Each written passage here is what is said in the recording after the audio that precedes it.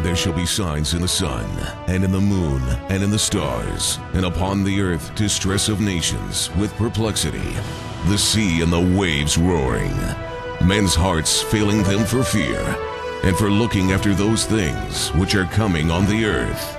For the powers of heaven shall be shaken. One man, one microphone, one mission, one message. True News, the only newscast reporting the countdown to the second coming of Jesus Christ. And now for the most powerful hour on radio, here is End Time Newsman, Rick Wiles. This is True News, 1 hour of uncensored news, views, and commentary. Welcome to the program. I'm Rick Wiles. Today's Monday, August 13, 2012. Mr. Simon Black will be my guest today. He's a former U.S. military officer and intelligence agency operative who has disconnected from the regime and now teaches others how to regain their lost freedom and sovereignty. You know, for several years, TrueNews.com has posted numerous articles online about the alarming number of sinkholes appearing around the world. In recent months, I've posted closed-circuit television videos of a young woman in China walking on a sidewalk in Beijing, talking on her cell phone, and suddenly the sidewalk opened up and she plunged down into a sinkhole. And then just weeks ago, I posted a similar video from Taiwan where a man was also walking on the sidewalk. He fell into a massive sinkhole that suddenly appeared under his feet. Very spooky stuff happening in the world. I know some people would say, oh, Rick, sinkholes have been around forever. We're simply seeing and hearing more about them because of the internet. Well, perhaps that's true. But I got to tell you, in all my life, I've never seen the earth open and swallow a person walking on the street. Have you? And what about that massive, perfectly symmetrical circle that opened several years ago in Guatemala City? It looked like a giant space alien used a drill to bore a round hole the size of a city block. That was weird. Well, there's a sinkhole in Assumption Parish, Louisiana, that you should watch closely. It's over 325 feet wide, 420 feet deep. It's about the size of 3 football fields. And it's swallowing, so far, 100-foot tall cypress trees. Assumption Parish is 30 miles south of Baton Rouge. Bayou residents noticed last week that the bayou was bubbling and rumbling. That's not a good thing. Well, here's something else that's not a good thing. If you live next to an ever-growing sinkhole in the bayou that's bubbling and rumbling, this one's only about 1,500 feet right now from a deep well filled with 1.5 million barrels of highly combustible liquid butane gas. The parish sheriff ordered all nearby residents to evacuate their homes immediately. He's worried about a catastrophic explosion that, according to scientists, would be in the range of a 1.5-ton thermonuclear bomb, or the equivalent of 100 Hiroshima bombs. Now, the other volatile explosion that's getting ready to happen is the Middle East. As I reported last Friday, Israeli newspapers say that Benjamin Netanyahu and Ehud Barak are ready to rock and roll in launching a full-scale attack on Iran's nuclear facilities. All indications point to the attack starting in October. And right on schedule, new intelligence shared with Israel by the West indicates that Iran has moved several steps closer to developing a nuclear warhead that could be fitted on a Shahab-3 rocket. Depkafal reported today that Iran will have the capability and materials to build an operational nuclear bomb by when? You say it. October 1st. Yes, October is going to be the start of the fireworks show. A good time to take a long trip somewhere and avoid the fallout. With Israeli newspaper headlines screaming that war is coming soon, the Israeli Home Front Command began testing a public warning system that should be operational by September. The personal message alert system will send a text in Hebrew, Arabic, English, and Russian to get ready for a missile attack It'll be sent out to all Israeli cell phones. Now listen, don't believe the PSYOP lies that Bibi Netanyahu and Barack Obama hate each other. That is just smoke and mirrors. Those two men have already worked out the attack plans and the date to start the war. In fact, Mr. Netanyahu will meet the Mac Daddy in New York City in September at the start of Yom Kippur. That's an interesting date that they picked. This war will come late enough in October to allow the Mac Daddy to declare a state of emergency in the USA and, of course, suspend the November election. Poor Mitt Romney. If Obama wasn't a delusional psychopath, Mr. Romney would win the election in a landslide because nobody in their right mind would vote to re-elect Obama. And he knows it. Mr. Obama knows he can't win this election. The American people despise him. People will crawl on their belly to get to the voting booth to vote against him. And he knows it. I mean, look what happened over the weekend. Mr. Romney had a campaign rally in Wisconsin, 10,000 cheering people. Mr. Obama had a fundraiser for $51 a ticket, and half the building was empty. He's the president of the United States. Nobody would even pay $51 to see him. He can't win the election. He knows it. So he's got to do something that stops the election and keeps his Obamanista regime in power. Well, that's my personal opinion. And my advice to you is take the remaining maybe 6-7 weeks that you have right now, rest of August, September, and you better make your plans. You better get ready. You better be prepared for what is coming in October if my instincts are right. I hope I'm wrong, but I'm afraid I'm right. Let's take a break. Simon Black will be here when I return to tell us how to be a free man in a world run by tyrants. I'm Rick Wiles. You're listening to True News. Reporting the countdown to the second coming of Jesus Christ, you're listening to True News, the End Time Newscast.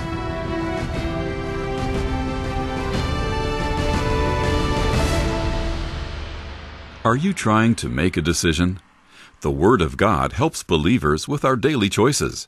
See how in today's Moment with Charles Stanley.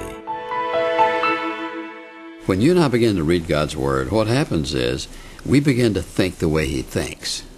And the Spirit of God who is within us will take those simple principles, and when something comes up, it's like the Spirit of God just brings that principle. Now, He doesn't go through any big-time discussion with us. It's just that we respond differently when our mind has been programmed differently. And this is why it's so important to read God's Word.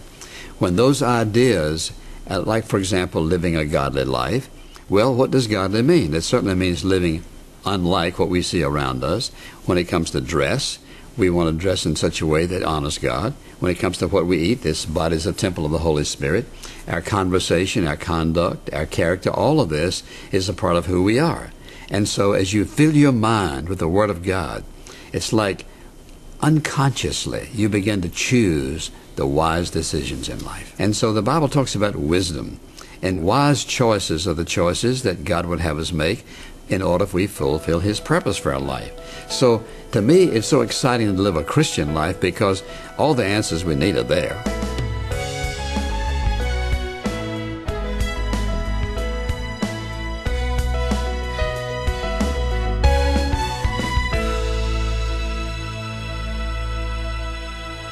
Well, you are listening to True News, your alternative source for global news, analysis, and commentary. I'm Rick Wiles. True News is broadcast every Monday through Friday. You can hear True News online at truenews.com and blogtalkradio.com. The broadcast is also available on Galaxy 19 satellite at 6 p.m. and 9 p.m. Eastern, covering all of North America, Central America, and the Caribbean islands. And the program is broadcast internationally on 3 powerful world band shortwave radio stations at 6 p.m. and 9 p.m. Eastern. We are a listener-supported newscast, and we would love to hear from you. Send your emails to info@truenews.com. TRUNEWS, info@truenews.com. And letters may be sent to Post Office Box 690069 in Vero Beach, Florida. The zip code is 32969. You know, in 2006, I was praying one night before going to bed, and inside my head and heart, I heard a still small voice say, educate yourself about doing business internationally. And I said, why?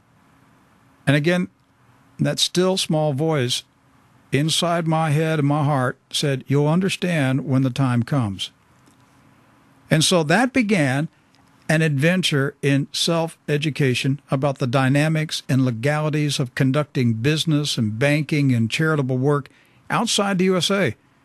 And I devoured books and journals, attended seminars, met with advisors and lawyers, and traveled to other nations. During the campaign of 2008, I warned our radio audience that there would be a coordinated war by high-tax nations such as the USA, Great Britain, and France against low-tax nations in Central America, the Caribbean, and the South Pacific, and other places of the world. I also warned that if Marxist Barack Obama got in the White House, he would immediately move to squeeze Americans from moving their money, gold, and assets offshore because, as a good Marxist, he already knows that capital will flee when a communist takes over, and so he's got to keep Americans from leaving with their money so he can confiscate private wealth. One of the sources that I rely on for information is sovereignman.com. The founder and publisher is Mr. Simon Black. He is an international entrepreneur, an investor, permanent traveler, and a free man. He's on the telephone right now from Great Britain to share with us strategies and ideas about what men and women have to do today in order to maintain the highest degree of freedom in a world where more governments would love to monitor and control everything you think, say, and do. Simon Black, welcome to True News. Thanks very much, Rick. I really appreciate that introduction. Yes, sir. Give our audience a background on your professional career before you went into becoming a full-time free man. Well, my background actually starts professionally in the service of the United States government. I was in the military. I was a West Point graduate and was commissioned as an intelligence officer in the Army. And I had the either the fortune or misfortune in my life, however you want to look at it, to participate in the most recent conflict and was deployed to the Middle East for some time. And that really shaped my perspective on things, and it really started me down a path of thinking through, the nature of government and humanity and freedom and all sorts of things. Set me down a path that's carried me, in my life to the position where I am now, in which ultimately I stand for the individual and individual freedom above all else. And that's really the sort of the founding principle of the website that you mentioned, sovereignman.com. What did you see and experience in your role as working for the U.S. government that began to really trouble your conscience, your mind, to the point that you said, "Look, I don't like the way things are going in this world. I got to do something different." Well, not to dwell a whole lot on the past, I guess, but the short version is, I was in a position where I felt fairly clear that the stated principles and objectives of why the nation was being put into war were not actually the case. And it really led me to kind of pull on that string where I thought, well, wait a minute, if that's not true, then what else isn't true? And the more I started pulling on that, I realized that quite a bit of what I had been brought up to believe in was actually a facade, and started getting into the nature of economics as well. You grow up thinking certain things about the United States as the bastion of freedom and hope and the free market, and the dollar is the greatest currency, and all these sorts of things you sort of grow up believing and being indoctrinated into these beliefs. And the more I started pulling on that, the more I started studying and researching, the more it led me to believe that, for the most part, that many of these were in fact not true at all. And at first that's kind of a scary conclusion to come by. When you start to discover these things, this sort of awakening, this self-discovery can be scary, can fill one with a lot of anxiety. But over the years, I've traveled all over the world, and I've been to over 100 countries. It's on every continent. I haven't been to Antarctica, but other than that, I've been everywhere in the world, and it's really shaped my view. And what I come across and concluded is that ultimately we're all just human beings.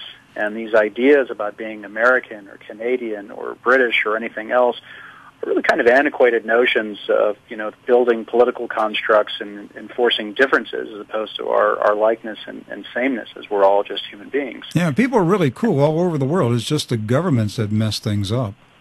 People are fantastic. They really, really are fantastic. One of the greatest things about traveling is being able to meet so many different people, and my faith in humanity is constantly renewed at the people I meet and the exciting things that I see people doing all over the world. And then you see, on the other hand, this small, tiny little handful of people, just a very small elite few that tries to control everything. And it's such a bizarre system. Really, and it's just the nature of governments in general. Simon, when did you start to come out of your coma and realize that you were in the Matrix?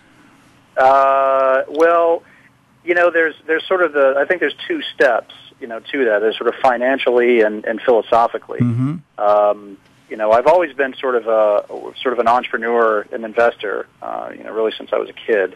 And that's always been my path, and that's led me overseas. Philosophically, it was about 2003. As a matter of fact, 2003, and that's for the last 9 years now. This is something that's built within me that is so fundamental to my core now. It's crazy when I look back and think about the way I used to see the world. Right. Yeah. For me, it started in 1998, and you're right. Okay. There is a period of time that it's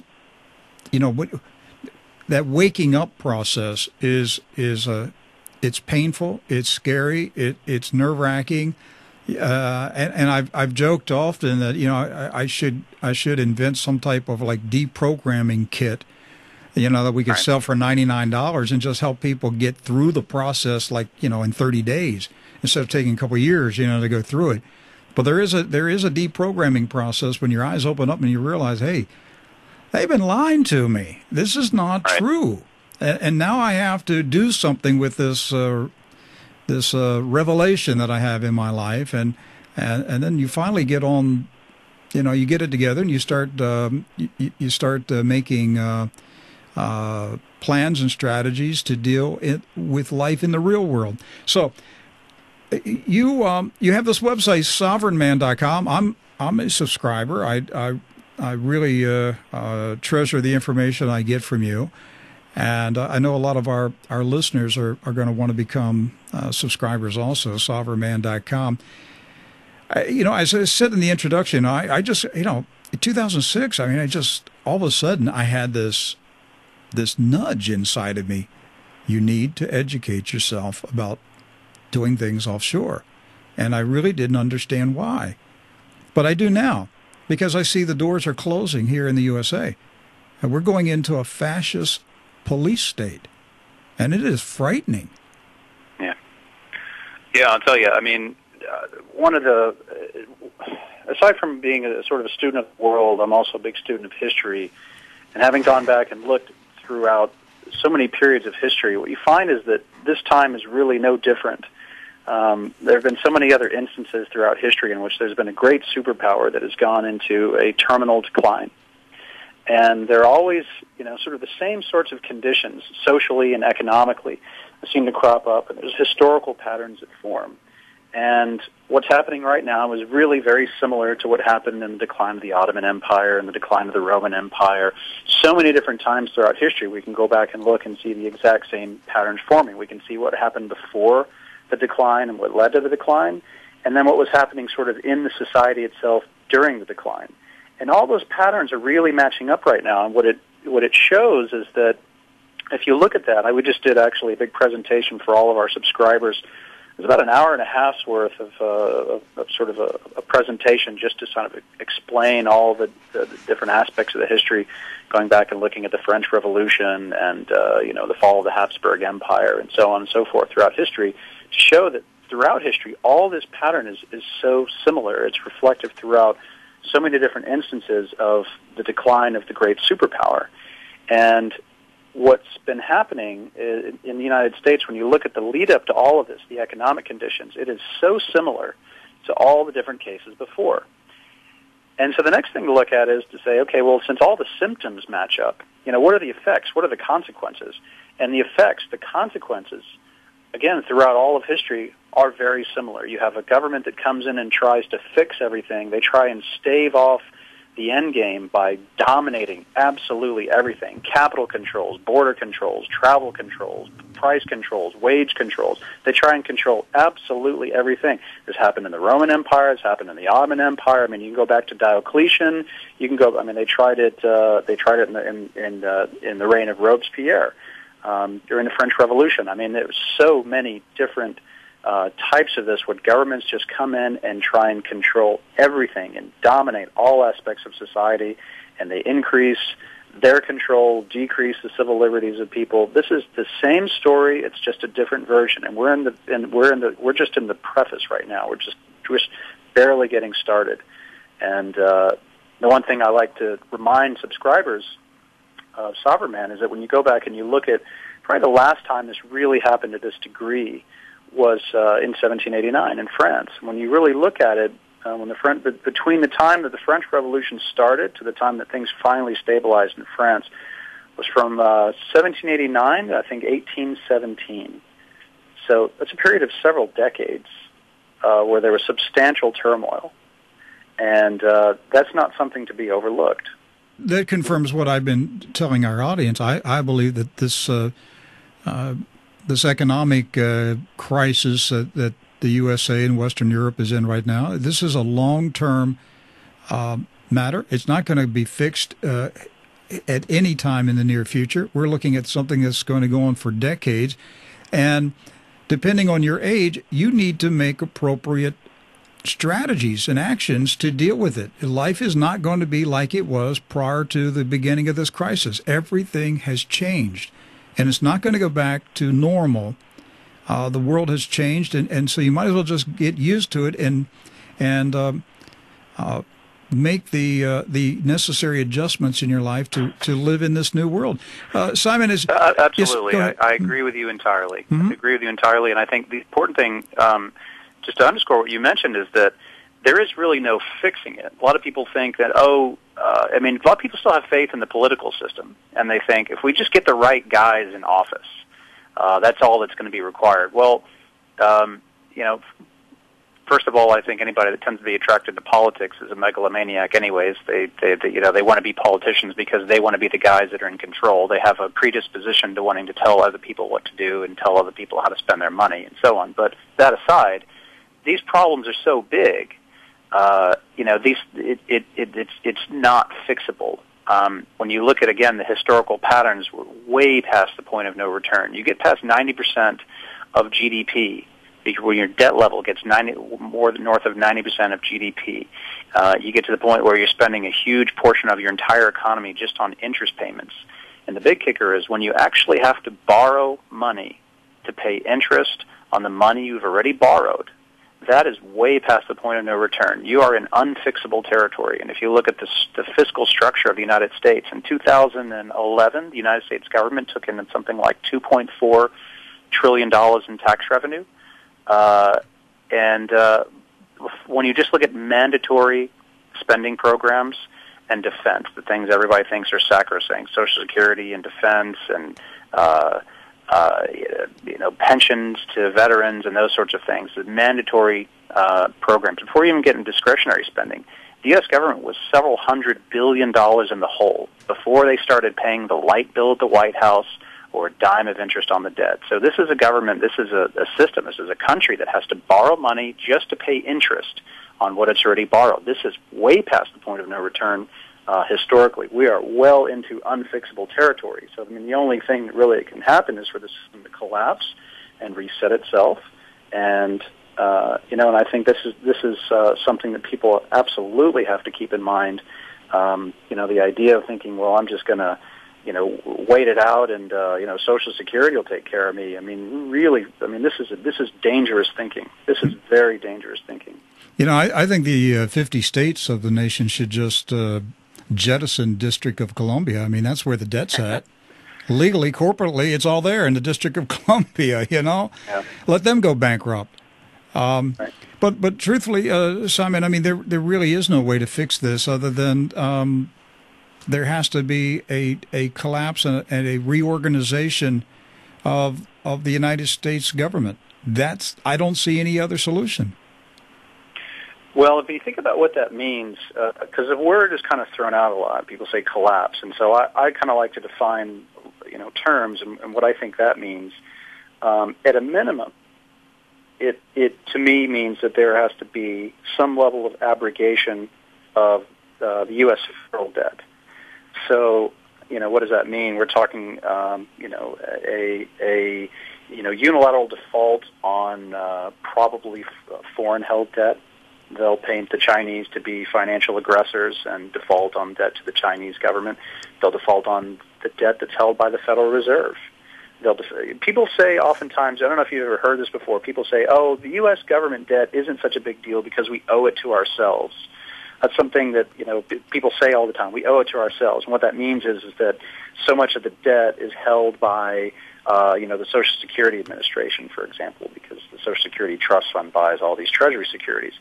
And I'm sorry, but is that supposed to be a good thing that the government debt, the debt that is owed by the largest debtor in the history of the world is owned by the Social Security Administration, whose beneficiaries are the people of the United States? What does that mean? It means that the people of the United States are not going to get, the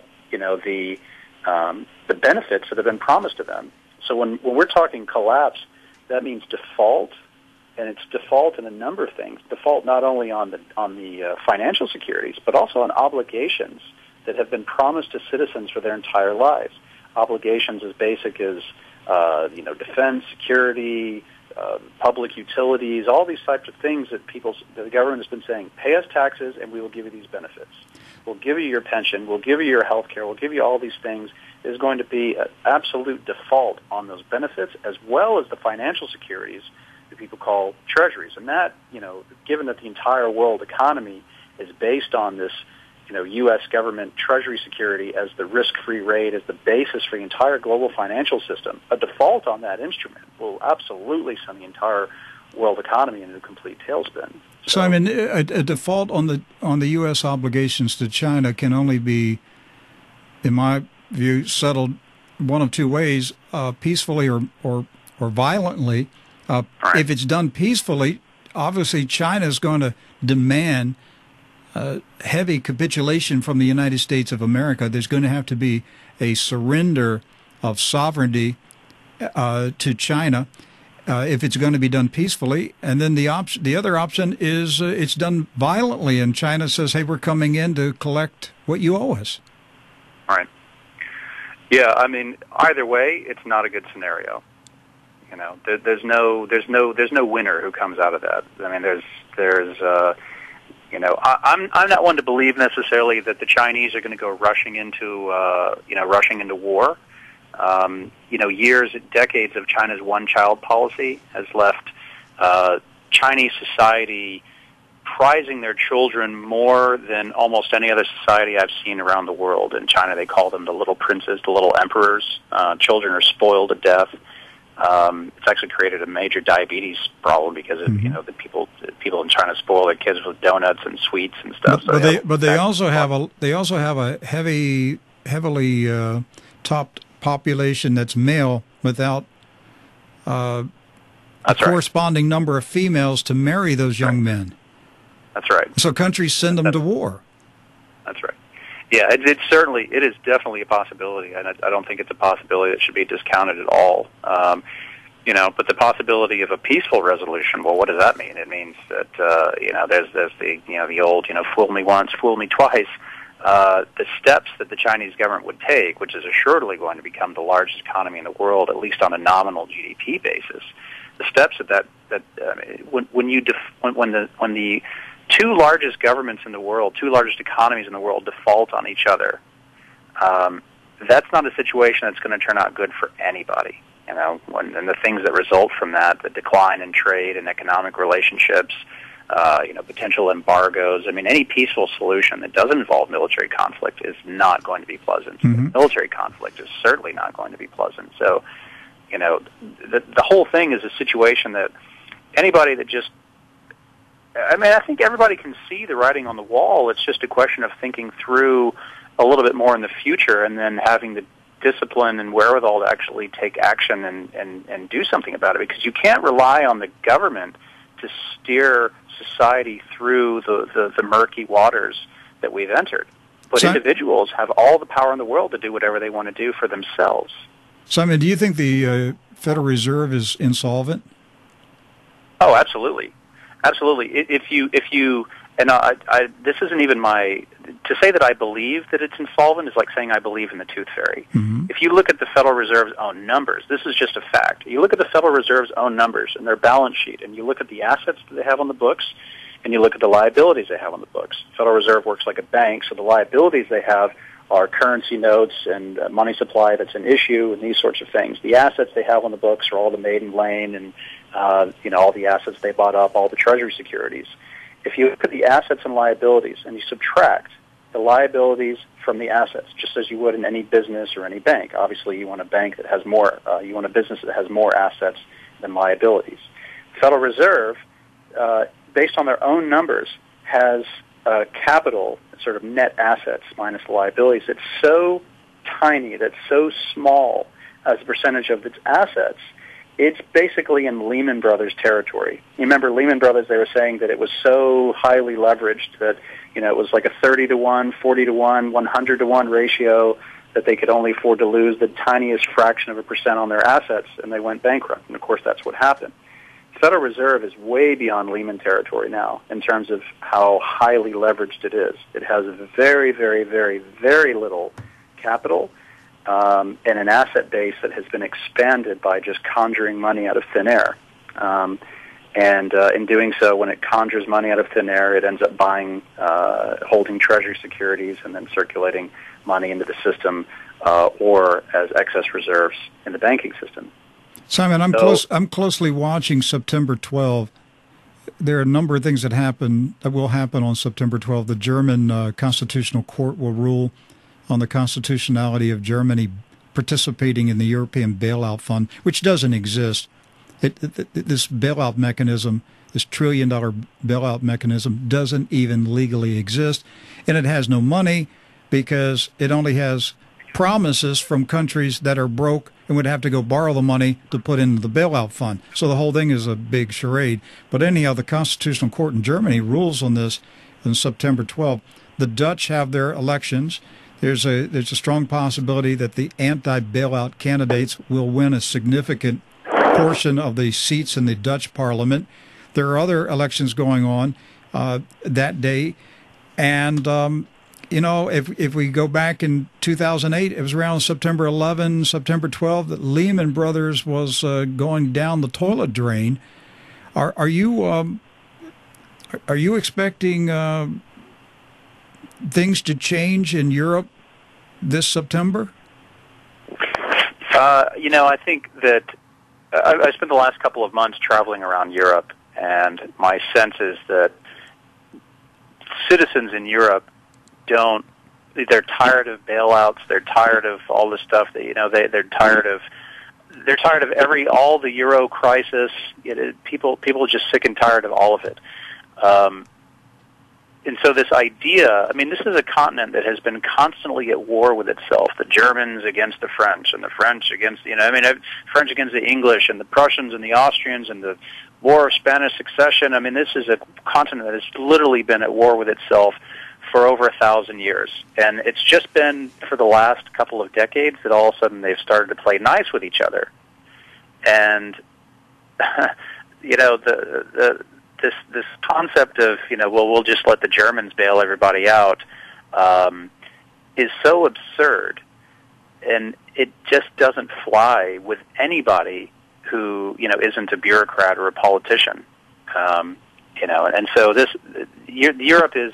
I think the world's major economies, the EU, the U.S., Japan, they're all in the same boat when you look at their fiscal condition. Europe is just the first that has had to acknowledge its fiscal reality and deal with it. And the only reason why is because there's all the bankrupt and insolvent governments of Europe don't have the money printing authority. Japan, the Bank of Japan does, the United States does, but Greece does not, Italy does not, Spain does not. So they all have this supranational organization. And because of that, that's why Europe has had to deal with its challenges first. And so the euro crisis is upon us. And that's not going to change. That's only going to get worse. That's going to play out in a way that I think a lot of people haven't even considered yet. Because once they finish with Greece and Italy and Spain, people are going to start looking at other places that are frankly in as worse condition, if not even worse, within Europe and then beyond Europe to the United States and Japan. So, this is something, like I mentioned before, we are just at the beginning of all this. Absolutely, just at the beginning. Maybe the Martians will bail out the whole planet. Well, I'll tell you, when you look at the bubble history over the last 10 or 12 years, we started with this. You can take it back to the 90s. We had the NASDAQ bubbles. There's a lot of financial speculation, and then that exploded and burst, and then they pumped up the money supply again, and it became a real estate bubble. Okay, then the real estate bubble became a banking bubble, and the banking bubble burst. Now the banking bubble, all the banks got bailed out by the governments, and the banking bubble became a sovereign debt bubble. And now the sovereign debt bubble is bursting. All these countries are going bankrupt now. Well, where do you go after sovereign debt bubble? The last place you can go is to the central bank. And now there's the last bubble now that's starting to form is at the central bank level. We actually have a bubble at the central bank level, to the point that central banks are now starting to talk about and even execute on promises to issue their own bonds. That's a really scary premise, because there's nowhere else to go. Where do you go when the banks have gone bankrupt, the governments have gone bankrupt, and now the central banks are insolvent and they have to go out to the markets and try and raise more money? That's a really scary thing when the entire financial system is dependent upon the stability and solvency of governments and central banks. There's nowhere else to go. You're right. Maybe the Martians have to come down. Do you think if there is a colossal collapse, do you think that they're going to try to implement some type of global system, a global currency, a global financial system with a global central bank? I think so. I think there's already, when you look at the sort of the moves that have been made related to the IMF, that's a trend that I don't particularly care for. There's a lot of, the Russians and the Chinese, they're really starting to get behind this whole SDR concept with the IMF and reshaping the designation of what is an SDR. And so now we'll have the IMF as the world's central bank, the world's lender of last resort.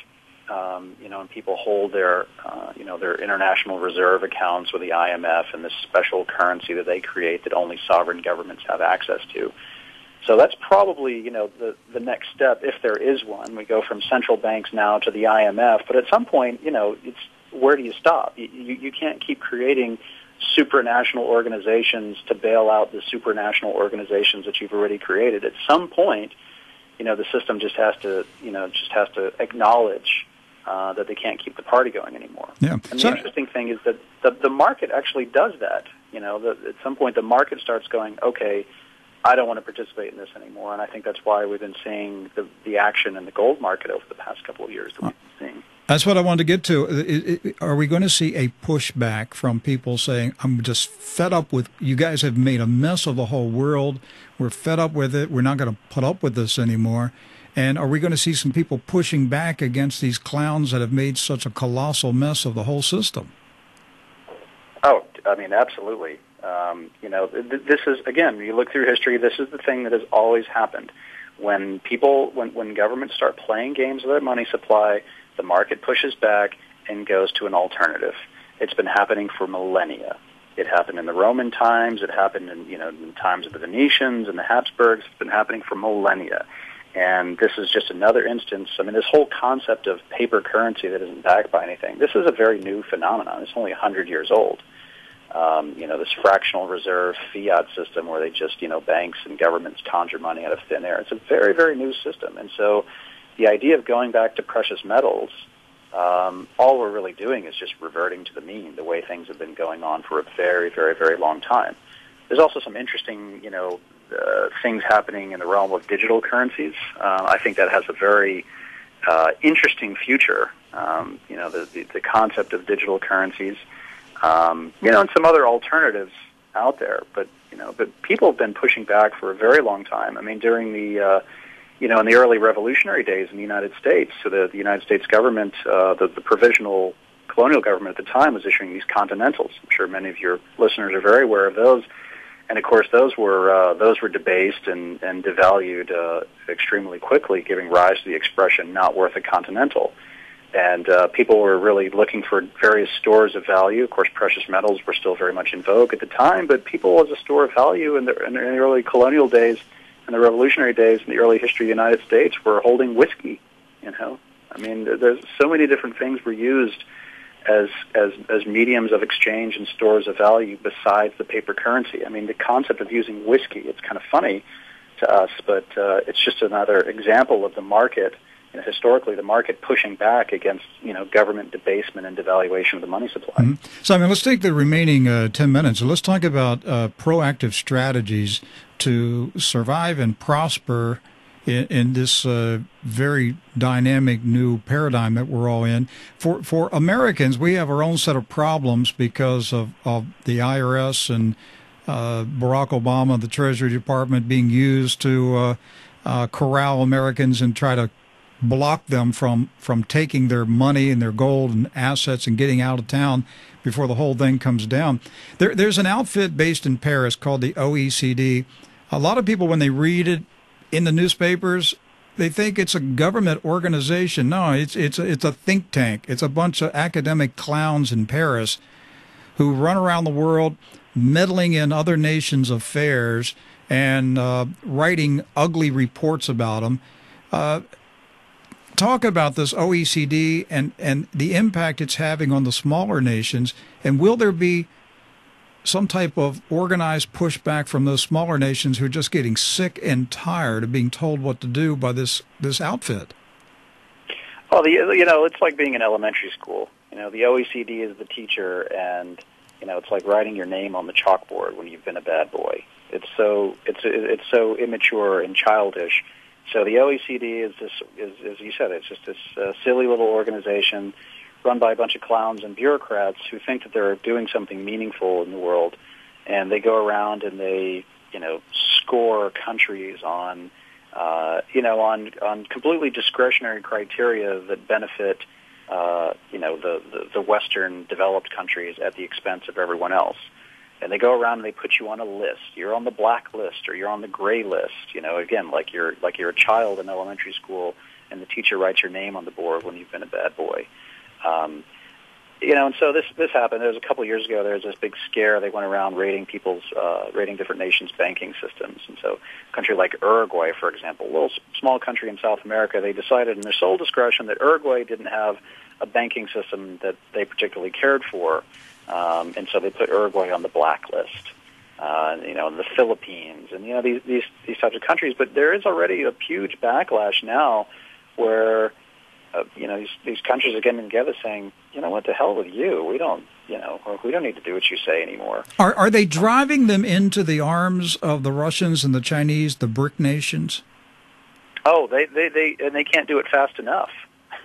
It's almost like their goal is to misalign every other country out there and make sure that they go rushing into, jumping into bed with the Chinese. Because here's the thing: there's only one card. There's really one card that the United States government has to play. And this is the IRS, USG, and by extension the OECD that has influence over all these countries, and that's the U.S. banking system. Okay, so when a when you're there's two things about the U.S. banking system. One is that it's dollar-based, and as the dollar is the world's reserve currency, when you're an Indonesian merchant trading with a guy in Brazil, you tend to invoice, transact, and settle that deal in dollars. That's just the way it's always been for decades now, ever since the U.S. has been the dominant superpower in the world. And the other thing is that the banks around the world, again, when an Indonesian and a Brazilian are sending money to each other, they're not sending money directly to each other.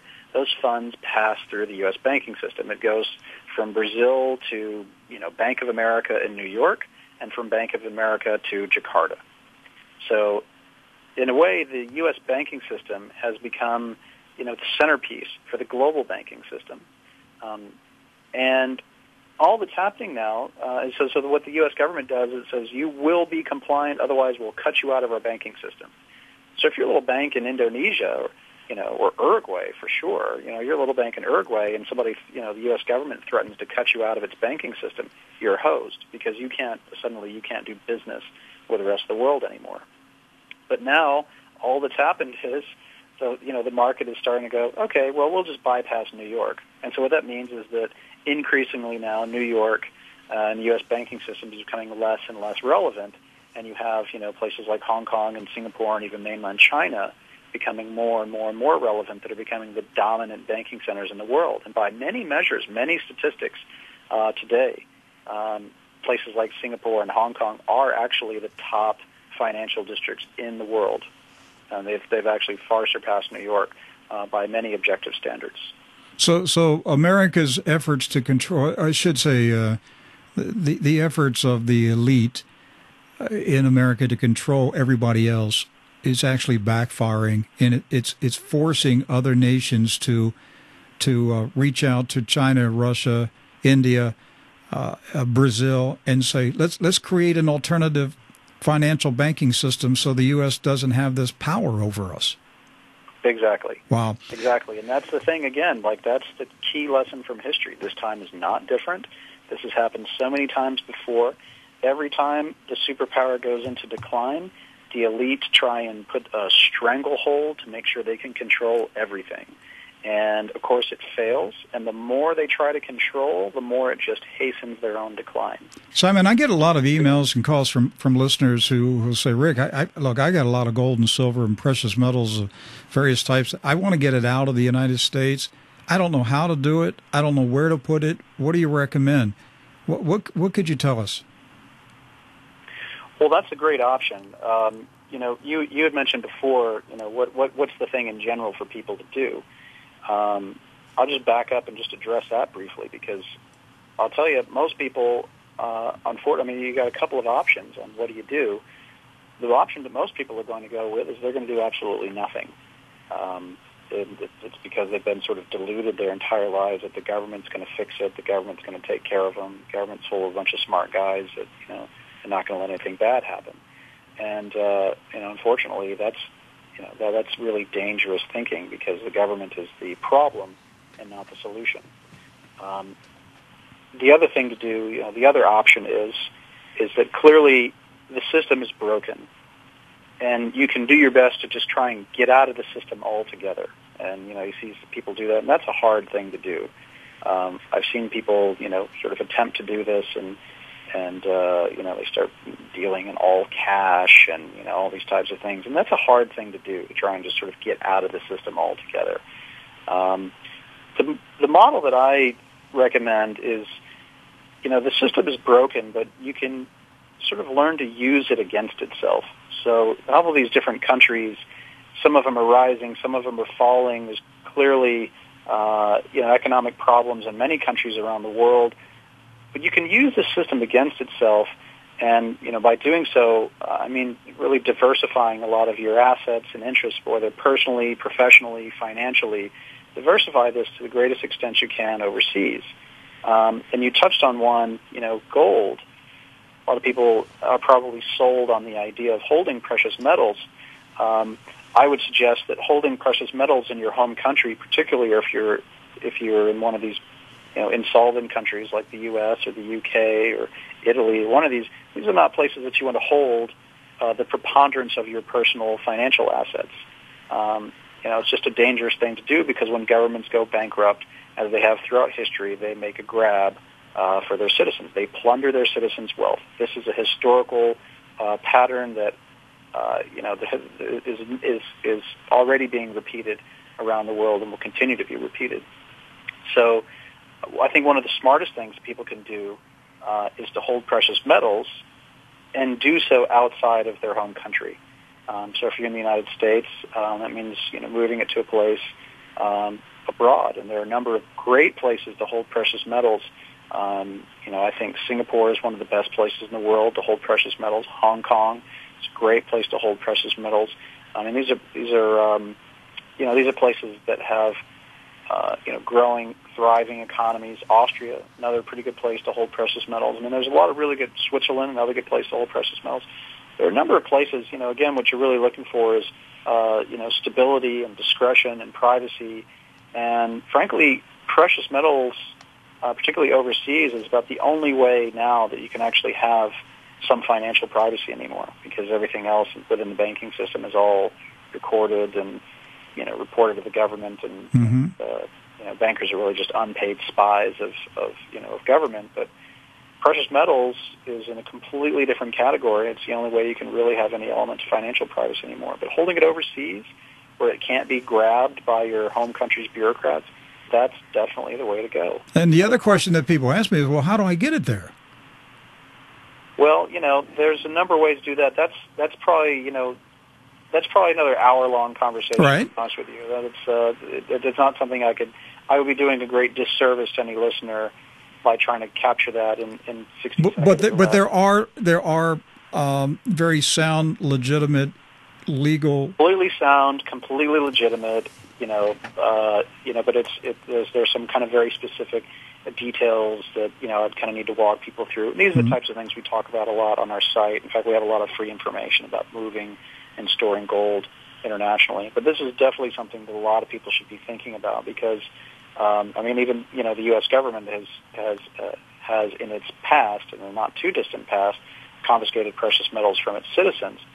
And moreover, when you think about the number of police agencies at the federal, state, and local level, how many of these agencies? I mean, the Fish and Wildlife Service has a police force, that has the power to go out and confiscate people's assets. Every one of these, there are hundreds and hundreds and hundreds of these police agencies around the country that have the power in their sole discretion to deprive another man of his liberty and his property, to seize assets in their sole discretion outside of the court system. They take away your assets and say, now you have to prove to me that you're innocent before you get them back. And they don't show up at your door and knock and say, I got a search warrant. They kick open the door with a SWAT team. That's the world we're living in.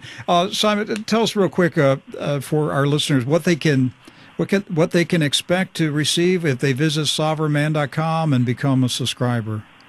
Well, if you go to sovereignman.com, it's a completely free e-letter. It goes out just about every day, probably 4 or 5 times a week, and it's information that I provide with my travels all over the world. I'm constantly traveling. Again, I've been to 100 countries. In any given year, I'll go to 30 or 40 different countries, and I'm always reporting about what I'm seeing on the ground and how that impacts what's happening in the world. We have a lot of free resources on the site in addition to the daily e-letter. If you sign up, a lot of free resources about, again, moving and storing your gold overseas, and establishing a foreign bank account, and all these different types of things. They're just really good ideas. And I guess that's really probably the last thing that I want to say is that, if you look at the historical patterns, you look at what's happening right now, and you just take a glimpse into the future, and you see the trend and what's happening, and you see the writing on the wall, and you can really see the trend. Even if all that's completely wrong, and maybe the Martians do come in and just sprinkle money and save the world from itself, maybe the Martians come out and save us. Maybe that's the case. No one has yet to convince me that it's a bad idea to hold gold overseas in a place like Singapore or Austria. I own an 1,100-acre farm in central Chile. Nobody's been able to convince me that that's a bad idea. Nobody's been able to convince me that it's a bad idea, to be earning, 16% because I have a foreign bank account and the interest rates are a lot higher overseas. Nobody's been able to convince me that's a bad idea. All these things make sense no matter what happens. And if the trend holds and, the governments keep going insolvent and keep depriving people of their liberty and their property, then it obviously makes a whole lot more sense to do all these things. But it all makes sense regardless. That's right. It's just good sense ideas. And the world, despite everything that's going on, the world is full of opportunities. And if you're a young person, don't be overwhelmed by the darkness that is around us right now. There are a lot of places all over the world that are crying out for the knowledge and skills that you have, and you could live any place in the world and travel and have businesses and run charitable groups and help people. It's a big, big world out there. My guest today, Simon Black. The website is sovereignman.com. Go there, look around, educate yourself on what you have to know in order to be an international business person, to have your assets placed around the world in multiple places. It's a whole new world that we live in today, and you can learn a lot at sovereignman.com. Simon, appreciate you taking time today. I really appreciate the invitation. Thanks very much. You're listening to True News, the End Time Newscast. Rick will return after this announcement.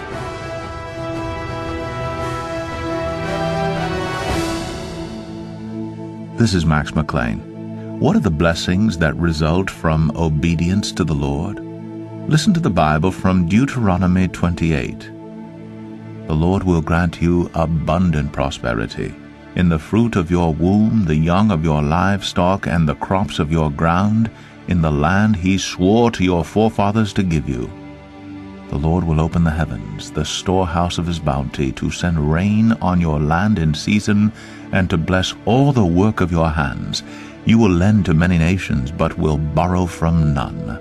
If you pay attention to the commands of the Lord your God that I give you this day, and carefully follow them, you will always be at the top, never at the bottom. From Deuteronomy 28. Listen to the Bible. It's great for the soul. Be able to hear the Word of God today and every day. To hear more, go to radiobible.org. Hey, my closing message tonight is only for denarians. You know who you are. A number of our listeners have told me over the past several years that they plan to bless True News should the currency ever revalue. I have been made privy to a high-level transaction under discussion in recent days. I'm sworn to secrecy and cannot share the details. Let's say there may be a pre-tribulation rapture RV before the general public sees the full thing. But a group of wealthy businessmen have brought True News into the possible transaction. There is no guarantee it will happen. We're talking about $1 billion deal. Here's what I'm asking you to consider. Would you give an offering of dinars to True News this week? Whatever amount the Holy Spirit places on your heart. We need to be in physical possession of them immediately if this deal goes through. And whether you own the currency or not, please pray that this deal is finalized very soon. If it does happen, True News will have an endowment that will fund this ministry through a turbulent time in world history when the financial system is upside down. Send your gift to True News, P.O. Box 690069, Vero Beach, Florida 32969. God bless. Thank you.